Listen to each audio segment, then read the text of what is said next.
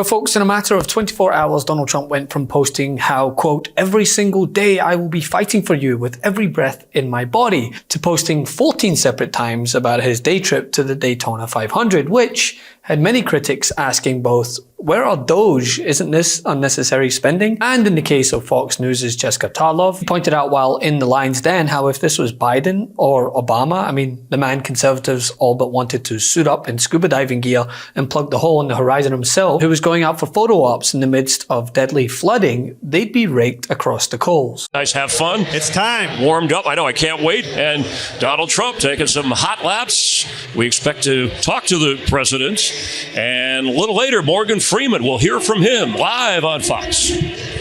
You are looking at Air Force One as it makes a flyover over the Great American Race, the Daytona 500. President Trump set to arrive any moment now, where he is going to enjoy the race with the tens of thousands of fans who are there, both in the stands, in the infield, and for the folks who are watching outside the actual raceway. You've heard, and you say if Joe Biden had done this, if Joe Biden had shown up at the Daytona 500 while there were people living under emergency declarations and passing away in Georgia, a tree fell into a guy's house and ended up killing him. Do you think this is a fair comparison? Oh my God. That you're Why? taking, Oh my you're taking, God. this is not a hurricane event. You're talking about storm. So he needs to respond to every single death? No. Then he wouldn't be president. Well, he needs to, I think, say something when the whole point was criticizing Joe Biden for absolutely everything that he ever did. I mean, you he said that never did anything. Start with really? North Carolina. That's not true. We've gone through it multiple times about how quickly he signed emergency declarations at the same. How about East Palestine? How about you just say that maybe you shouldn't be driving around a race car track when this is going on? Now, as you know, this weekend, Trump attended the Daytona 500 for the second time as president, with Air Force One flying over Daytona International Speedway, punctuated by 2 ceremonial laps of the track in his limousine. Now, of course, critics were swift to accuse Trump of wasting taxpayer money during a period of major federal spending cuts and prioritizing a stunt over responding to natural disasters in the Southeast. But is anyone really surprised that the billionaire reality TV star opts for the photo op instead of actually doing his job? Donald Trump ignoring those storms and wasting millions of taxpayer dollars going to the Daytona 500 and posing for authoritarian propaganda photo ops. Not a statement that he's with the people of Kentucky, West Virginia, and Virginia. None of those types of statements at all. Instead, Donald Trump said, "Today I look forward to joining tens of thousands of American patriots in Daytona Beach, Florida for the Great American Race, the legendary Daytona 500, and the official start to the 2025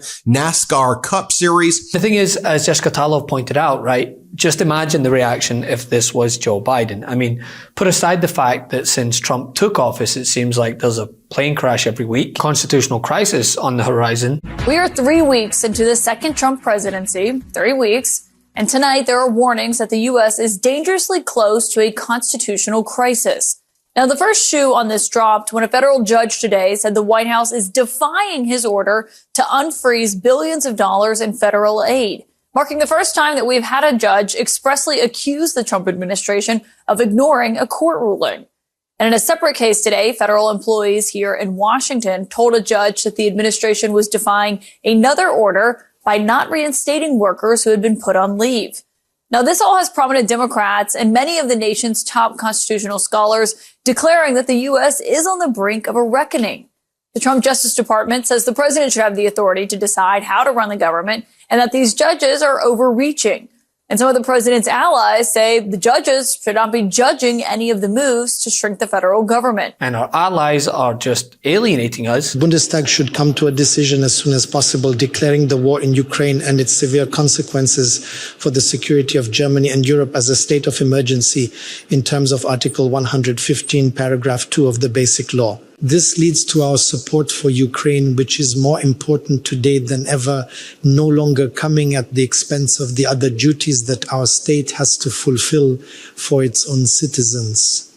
We are here this morning, my friends, as an unlikely group with leaders from across the political spectrum who've come together with cultural leaders, artists, academics, athletes, labor activists, and indigenous militant activists. We represent the incredible regions of our beautiful country, and we are here for one reason. Our nation, our beloved Canada, is under threat. It is an economic threat, but it's also a threat to our values of decency and inclusion. It's a threat to our sovereignty and our very future as a nation. The threat comes, of course, from the President of the United States, a convicted felon and known predator. He's threatening massive tariffs to try and break us as a people. But the threat is also being driven by the hate algorithms of the oligarchs like Elon Musk. And there is the threat from people in our own country who would sell out our birthright to appease the gangster class from Mar-a-Lago. That is not going to happen. But when a deadly natural disaster occurs, he opts for a day trip to a place that he knows he'll be worshipped. And can you even envision the Fox News cycle if Biden did this when the bridge collapsed, for instance? I mean, you don't have to. There's coverage of Fox literally blaming him for a cargo ship hitting one of the piers. I'd love to hear from the officials there on where they can get more information about their loved one as this operation continues. Now, Kayla, do you wake the president or something like this? It happened at 1:30 in the morning. Is this something you wake the president for? Absolutely. I mean, President Trump would have been awoken in a situation like this. When is the last time this happened? As we've been speaking about, the last time that I can find is 40 years ago in Tampa, Florida. This is a national tragedy, a state of emergency described as a mass casualty event. So, yes. A developing mass casualty event. You wake up the president. And as you wake up this morning, as you look, these are images of Baltimore Harbor right there. Yep. I think that here's the problem here. But Buttigieg should concentrate on the more urgent issues that we are facing in the world of transportation. We have bridges collapsing, ships crashing into bridges, trains derailing, planes losing doors, people sleeping at airports. This shows you, when you listen to him, that... But it's not like he gutted the FAA and fired an abundance of air traffic control employees or something.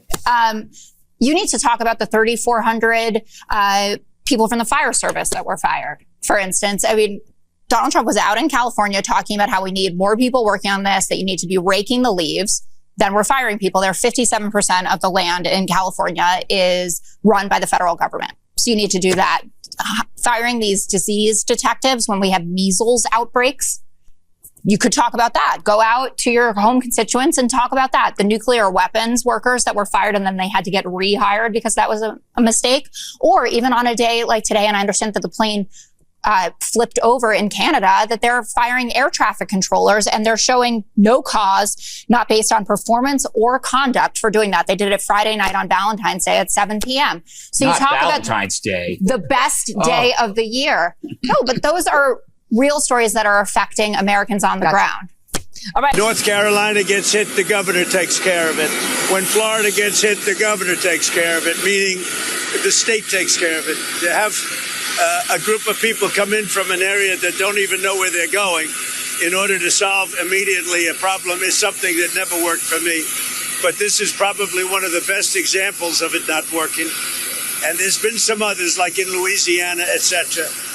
So we're going to be doing something on FEMA that I think most people agree. I'd like to see the states take care of disasters. Let the state take care of the tornadoes and the hurricanes and all of the other things that happen. And I think you're going to find it a lot less expensive. You'll do it for less than half, and you're going to get a lot quicker response. And all I know is that what this shows is the hypocrisy is laughable and the silence is deafening. More photos from Donald Trump being posted about the Daytona 500. Again, this is Kim Jong-un stuff right here. Could you imagine if former President Biden ignored red states or purple states or any states at all during a disaster like this while saying that FEMA should be shut down and then started taking victory laps at the Daytona 500 or at a sporting event while Americans were suffering and while you remained absolutely silent on the issue? Could you imagine how corporate media would treat that? How Congress would treat it? I would suggest that it would be grounds for an impeachment. What do you think? Can't get enough Meidas? Check out the Meidas Plus Substack for ad-free articles, reports, podcasts, daily recaps from Ron Filipkowski, and more. Sign up for free now at MeidasPlus.com.